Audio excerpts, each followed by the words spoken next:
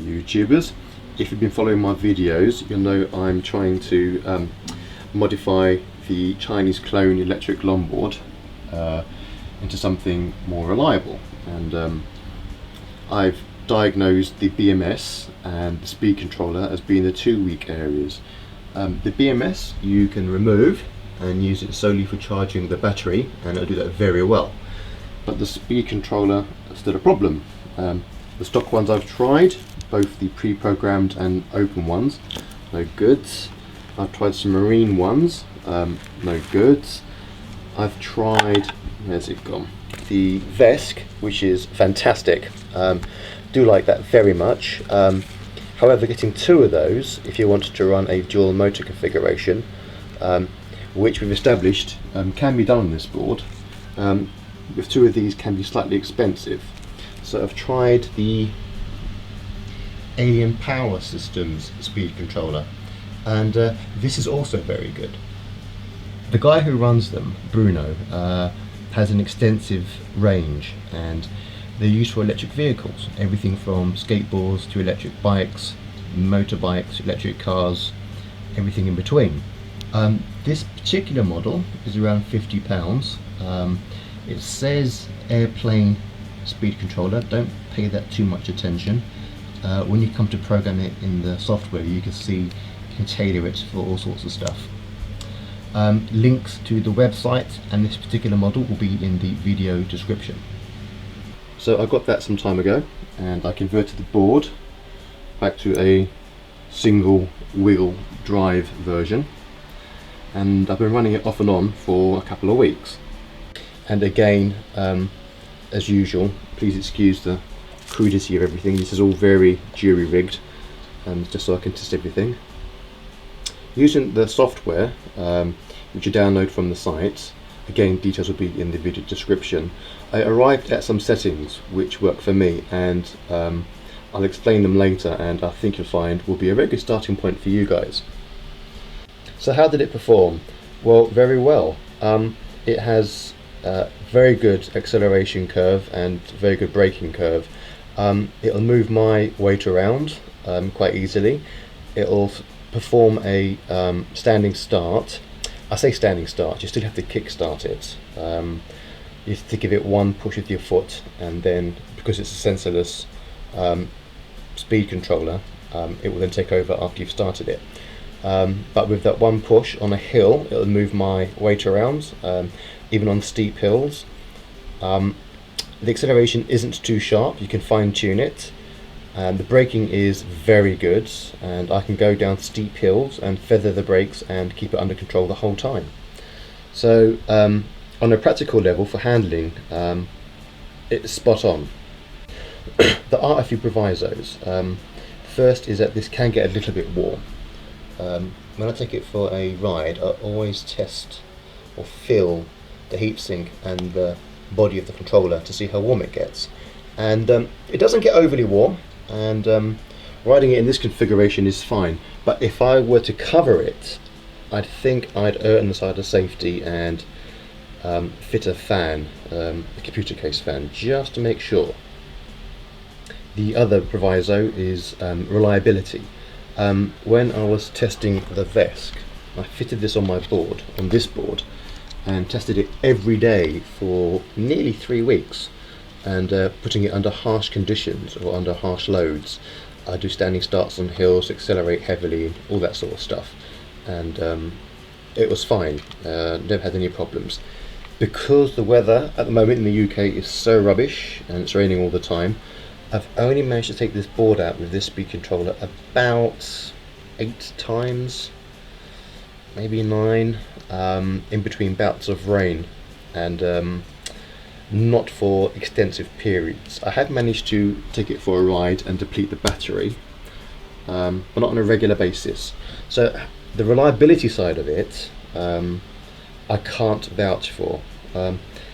Again, going back to what I said before, I suspect if you put a fan on this thing or keep it in the open, I don't suspect you'll have problems, but I can't vouch for that. And lastly, it doesn't have regenerative braking like the VESC. How much of a loss that is, I don't know. I did some reading up, and I've read conflicting opinions.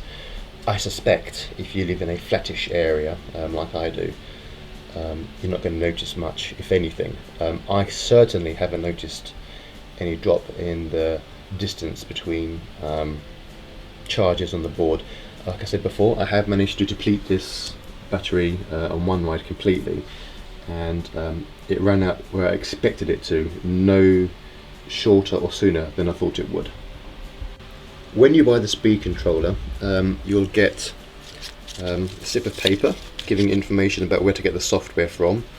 Like I said, that'll be in the video description.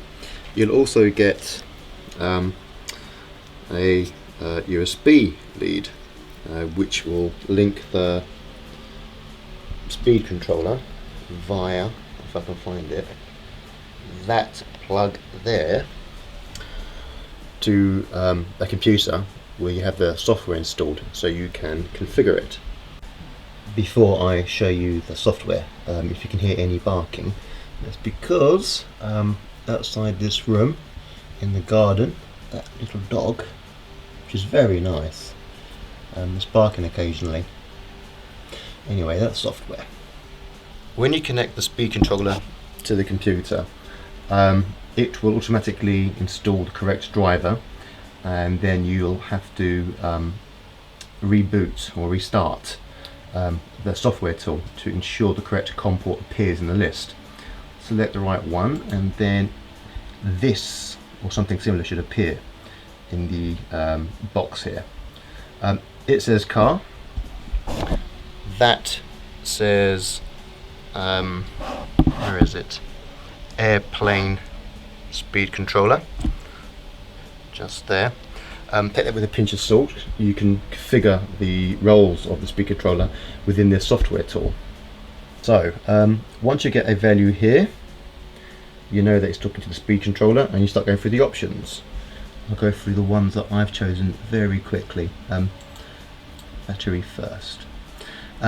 Obviously you want lithium ion polymer, it's a lithium ion battery. 6S cell. I chose 3.1 as a cutoff voltage. Don't go below 3, that's dangerous. Some people choose 3.2 to be on the safe side. I went for 3.1. That I left alone, I didn't change that. Throttle, I chose linear. Well, where's my speed controller or hand controller? The reason why I chose linear, because the throttle response is spread over the entire range of the movement of the trigger. So let me show you that. With linear,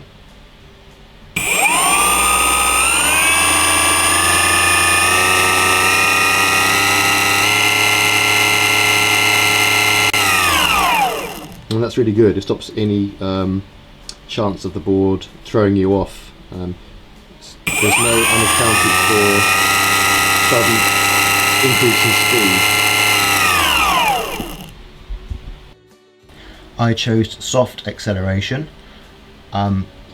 Even with soft, if I push that throttle to the end quickly, the board will still jerk away from underneath me. So soft with linear, and you have full control with the potential to go very fast quickly should you need it. And I didn't touch those two. Motor, I didn't touch motor timing degrees or timing monitor or PWM. Brake, I chose 50%, that's spot on for me. Bearing in mind I'm quite heavy, so you might want to lower that slightly, but try 50 first. Delay time car boat, didn't touch that. Power, power limit for car boat, left that off. Reverse, I turn that off. I don't see the point of having that on for an electric board, unless the board has the reverse kick in after you brake, but very often they don't.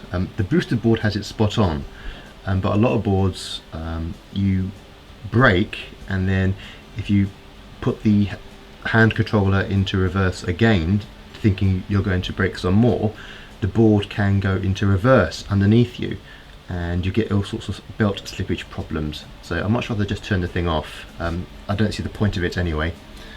So as you can see, the speed controller is fairly flexible, but you're not overwhelmed with options as you are with the VESC. This is much simpler. So entering those handful of options I came up with, and you have a good starting point for your electric board. So to show you this board in action, I took my helmet cam and went for a ride, and I'll put you through various tasks like accelerating uphill and similar. That comes up now. Up that hill.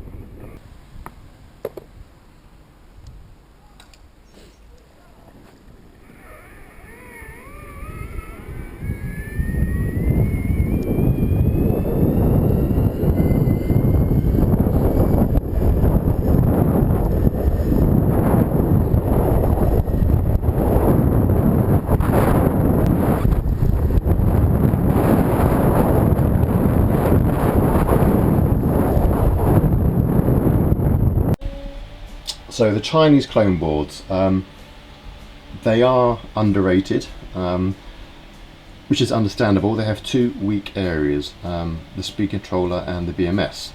The BMS is easily solved. If you just remove it and use it for charging the battery, it's perfect for that.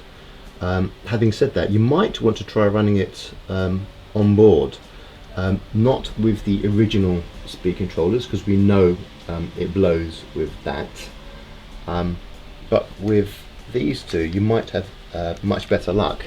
The VESC, you can limit the current draw. I limited that one to 60 amps, and I suspect running that on board with the VESC, it won't blow. I don't know for sure though, so don't quote me on that. This one I don't know. I haven't found a way to restrict the current other than a crude power setting level. Having said that, this might behave better with that than with a stock speed controller, but again, I can't vouch for that. That's something you can try on your own and see what you think. The second one, the speed controller, that's also sorted. These two speed controllers are far better than the original stock speed controller. Both of those give superior handling, superior acceleration, superior braking, and various options to be configured by software. The VESC is a bit more expensive, but you get more options. It can handle a higher cell count if that's the way you want to go. And I think you can daisy chain two of those together if you want to run two motors and you get traction control between the two of them. Haven't done that myself though. This one is cheaper, much cheaper. Again, it handles brilliantly. You don't get regenerative braking, but I'm not sure that's a significant loss. You might have to run a fan on it if you enclose it, but two of those and you'll have a cheap, good way of having a two-wheel drive board. having said that, even running it on its own with a single motor, and I like it very much. We've also established that using stock components you can have a two-wheel drive push-pull combo on this board, and you can remove some of the casing to make the battery replaceable en route, so you can have replaceable batteries doubling your range. So we've established a set of modifications that aren't difficult to do but produce significant results.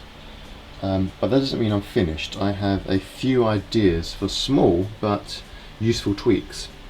So with that in mind, I'll see you next time.